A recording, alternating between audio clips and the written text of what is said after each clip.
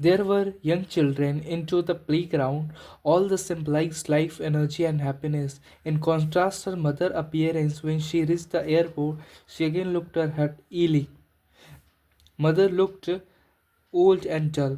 जब उन्होंने कार के बाहर ट्रीज को देखा और छोटे छोटे बच्चों को देखा तो उन्होंने के बीच और उनकी माँ के बीच में पूरा 360 180 डिग्री का फेस देखने को मिला। 180 डिग्री का फेस मतलब अपोजिट थे दोनों नेचर के।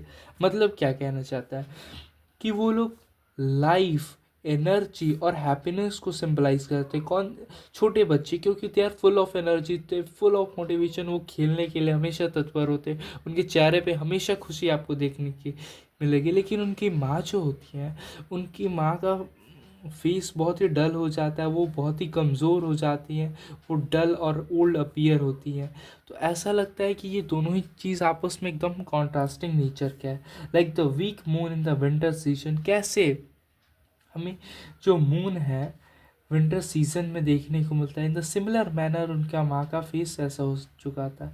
The poet was surrounded by the some fear that she had during her childhood, the fear of losing her mother. उनको यह बात सता रहा है कि जैसे उन्होंने चाइल्डहुड के अंदर यानी अपने बचपन के अंदर उनके अंदर माँ को खोने का डर बैठ चुका है, इन द सिमिलर मैनर क्या वो फिर से अपनी माँ को खोते, यानी जो पहले का डर है जो बचपन में इनके अंदर बैठ गया है वो फिर से बाहर आने का प्रयास कर रहा है। Her mother was about to die, उनकी माँ जो है मरने वाली है, but then she tried out of the sadness and smile at her mother. She said that soon she would see her again. और वह कहती हैं कि फिर मिलेंगे अम्बा, टेक केयर अम्मा, वी विल मीट अगेन, मतलब वो हम फिर से मिलेंगे। The poet wanted with her mother to see again, did not want to lose her mother। Parent से वो कहती हैं कि मैं आपको खोना नहीं चाहती। ऐसा मन में वो विचार करती हैं कि मैं अपनी माँ को खोना नहीं चाहती, मैं इनसे फिर मिलना चाहती हूँ।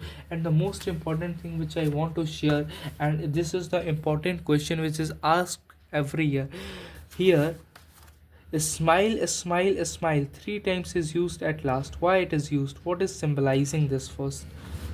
First, the first time a smile used, realization. She realizes to lost her mother. Like in the childhood she lost. Old. Her mother is getting old. Second smile is symbolizing brave front to overcome the fear of lost to lost a mother. मतलब दूसरा smile ये दर्शाता है कि हाँ वो तैयार है कि वो अपने माँ को नहीं खोएंगे। इस माइंड सेट को उन्होंने बना लिया है कि उस माइंड सेट को बनाने के लिए उन्होंने स्माइल का इस्तेमाल किया। और थर्ड स्माइल का मतलब होप कि वो अपनी माँ को फिर से मिलेंगी, ये चीज़ सबसे अच्छी बात है पोइट की। Now moving to the and another poem, an elementary classroom in a slum, written by Stephen Spender। इस पोएम में हमें ये बताया गया है कि how the children in the slum areas are living their life, how they are being deprived of the even to handle a very normal or nominal life. They are not able to spend even their dreams to see the reality of the world. They are not able to see the beauty in this world.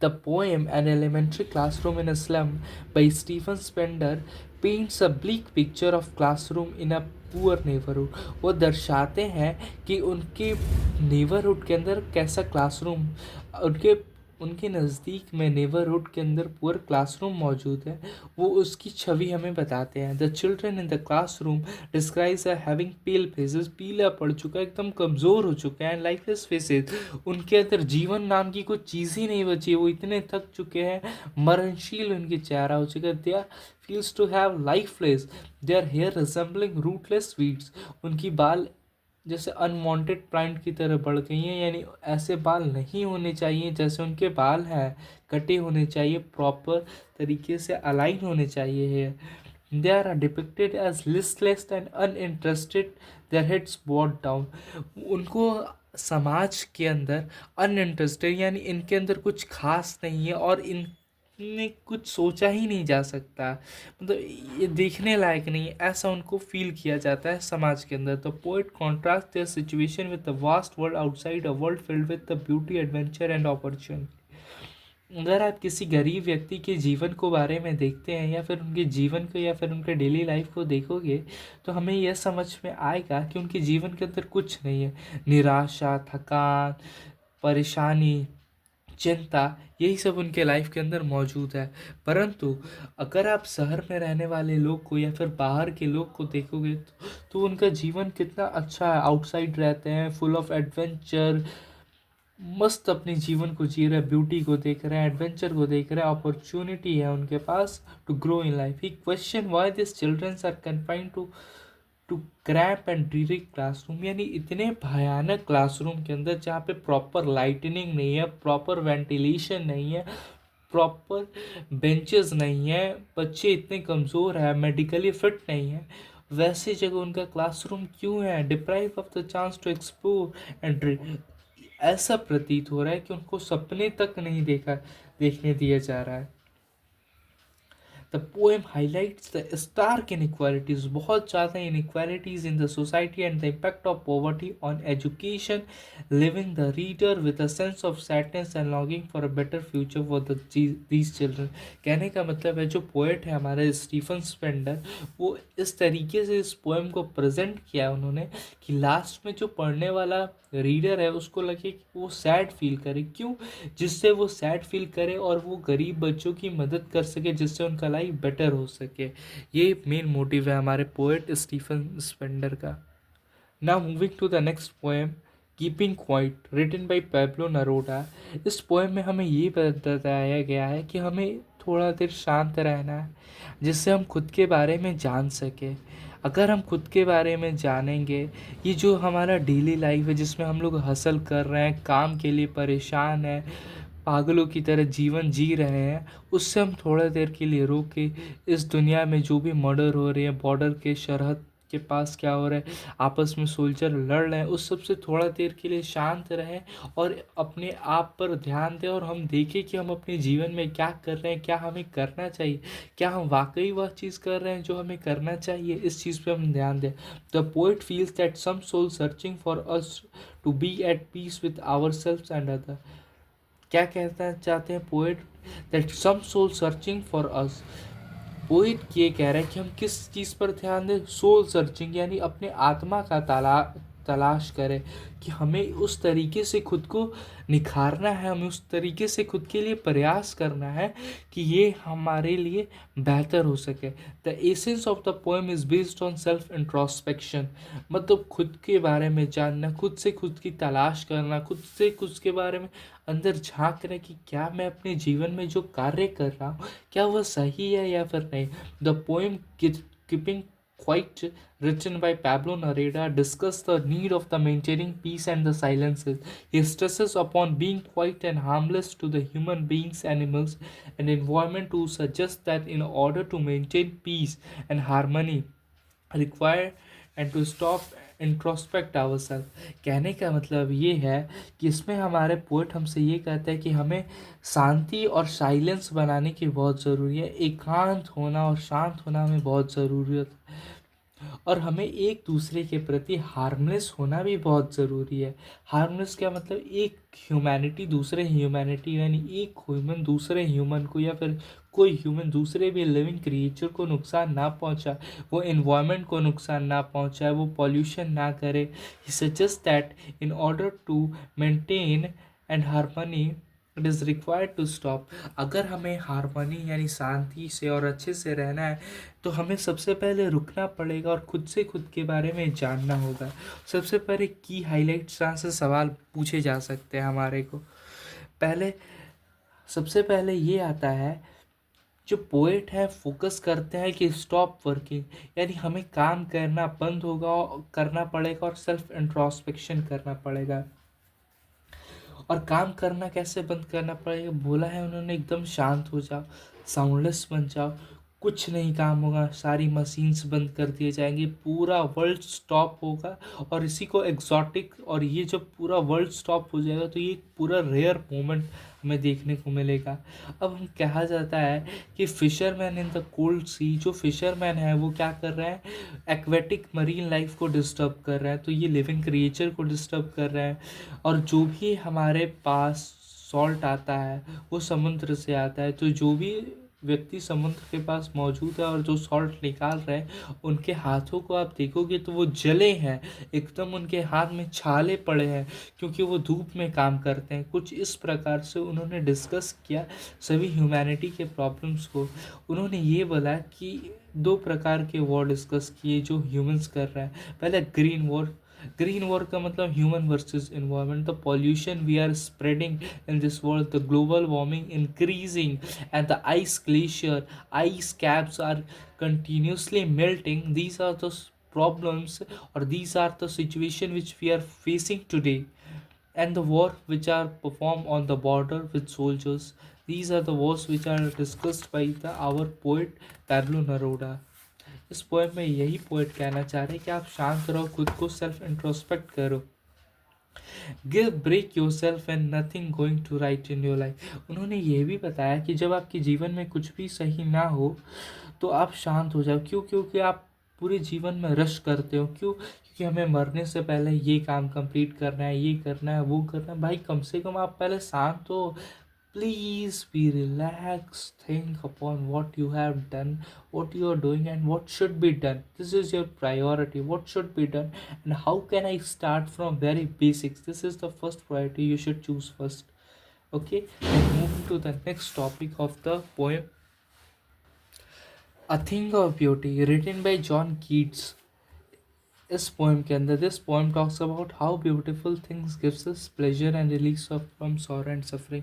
अगर आप कभी उदास होते हो तो क्या आपको ऐसा लगता है कि मैं उदास हूँ, रूम के अंदर बैठा हुआ, पर आप मेरे दोस्त मेरे साथ आए और बोले चलो खेला जाए, तो बाहर जाके आप खेलते हो तो आप अच्छा फील करते हो ऑब्वियसली।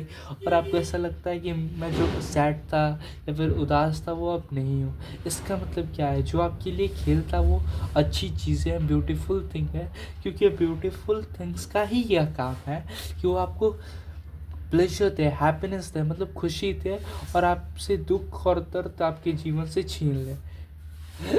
ये बेसिकली एक एक्सट्रैक्ट है, मतलब एक पार्ट है। इंडियोमॉन जो है, इंडियोमॉन, वो एक बड़ा सा पोएट के द्वारा पोएम में लिखा गया, उसी का एक पार्ट ये हमारे सिलेबस के अंदर है। The poet says that a beautiful thing is a source of endless Joy, यानी ब्यूटीफुल चीज़ें होता है वो हमेशा आपको खुशी देता है। It has eternal beauty which never fades away.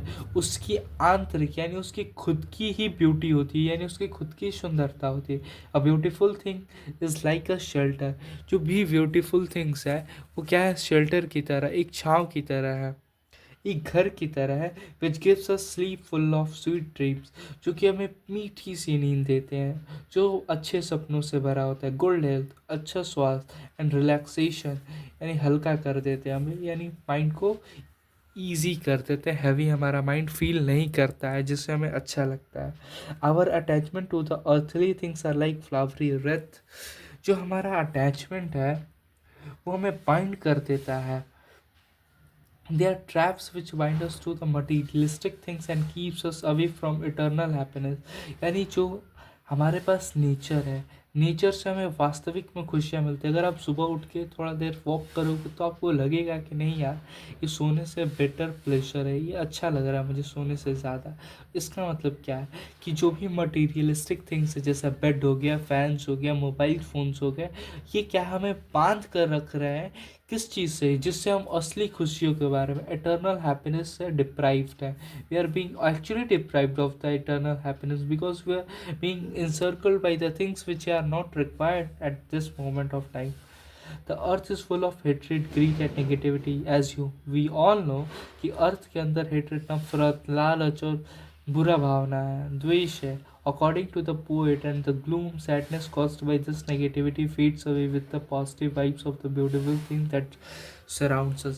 Poet का यह कहना है कि जो भी ब्यूटीफुल थिंग्स है, जो हमें हमारे साथ मौजूद है, जो हमें घेर के रखे हैं, वो एक्चुअल क्या है? खुशियाँ हैं, ब्यूटीफुल, जैसे नेचर है। भाई आप नेचर के पास जाओगे तो आपको ऐसा फील होगा that you are actually living that, means you are getting positive vibe. If you are getting positive vibe, then actually negative vibes will decrease. क्यों? क्योंकि inverse relation तो जानते हैं, if your direction is clear, your distraction will be less. If your direction is unclear, your distraction will be most.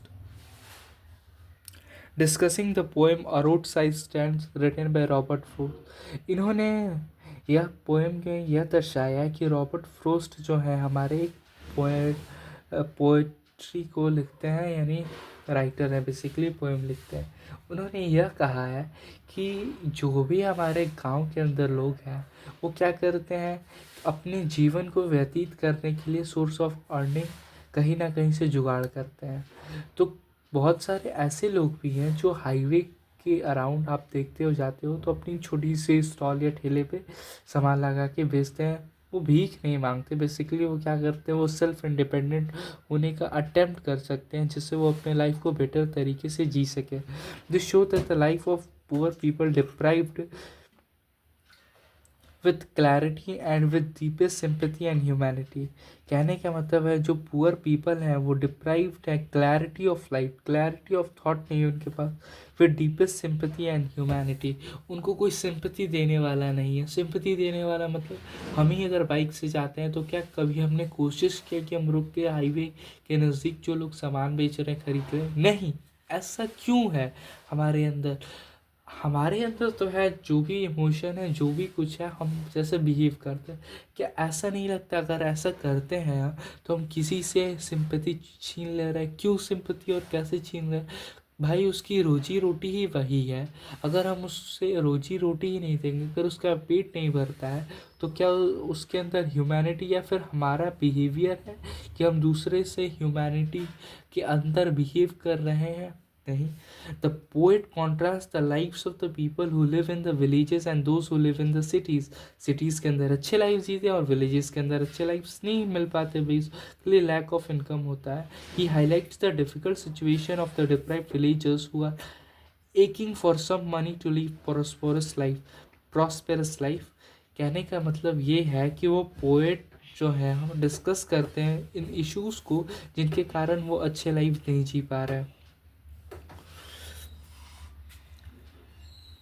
The life of the poor people is very miserable because they have insufficient amount of money. It is only money that can lift their living standard but don't have any. एक पैसा ही है जो गरीब से गरीब व्यक्ति के living standard को इंक्रीज कर देता है। The poet wishes to relieve the problem of poor people at one stop. और इसी के कारण पोइट जो है क्या करते हैं, एक ही बार में वो पूरी समस्या को ख़त्म करना चाहते हैं। But we all know at one stop it is very difficult to do.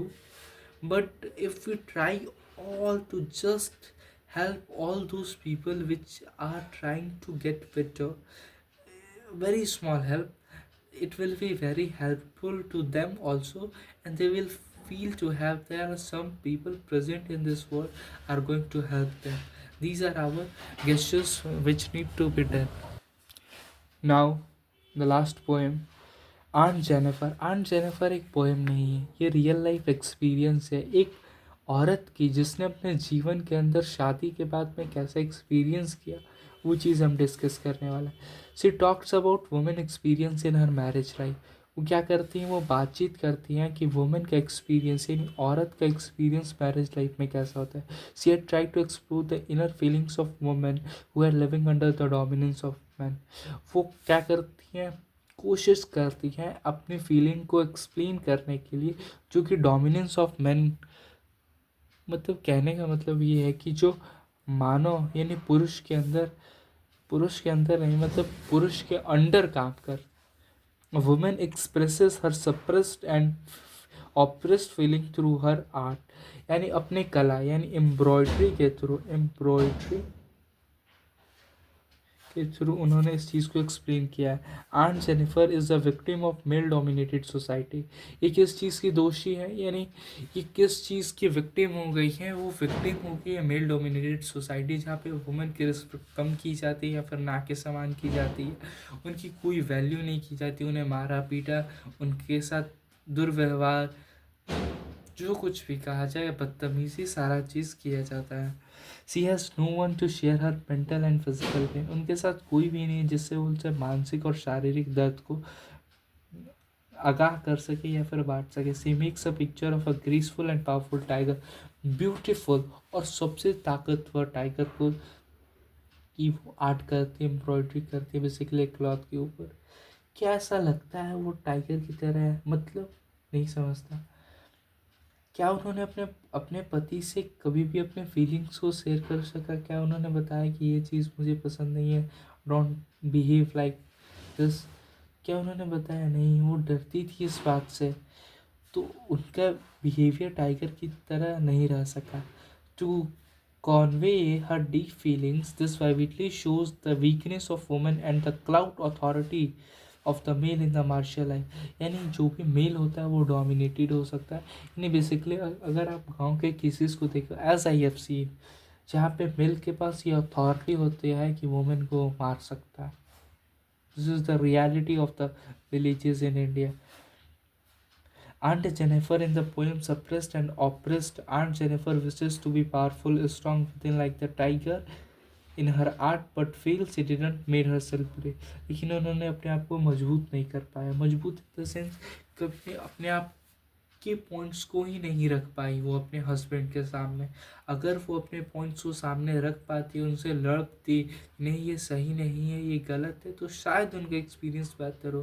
पर उन्होंने ऐसा नहीं किया, जिसके कारण उनको आज भी यह अफसोस बना है।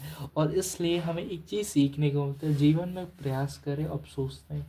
अफसोस जीवन भर रह जाता है। और वही अफसोस से, ये तो पोएम है, रिजल्ट क्या निकला? ये पोएम है, अपने फीलिंग को एक्सप्रेस किया, जो कि सही नहीं है।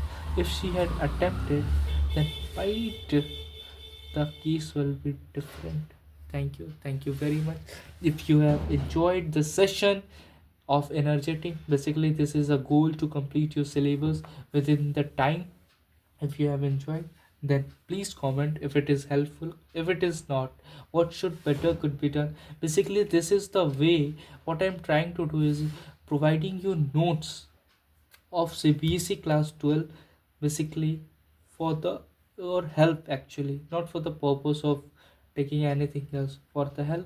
I'm also a student and trying to help you. What are the problem you can face? I'm just addressing and trying to find a solution. That's it, nothing else more.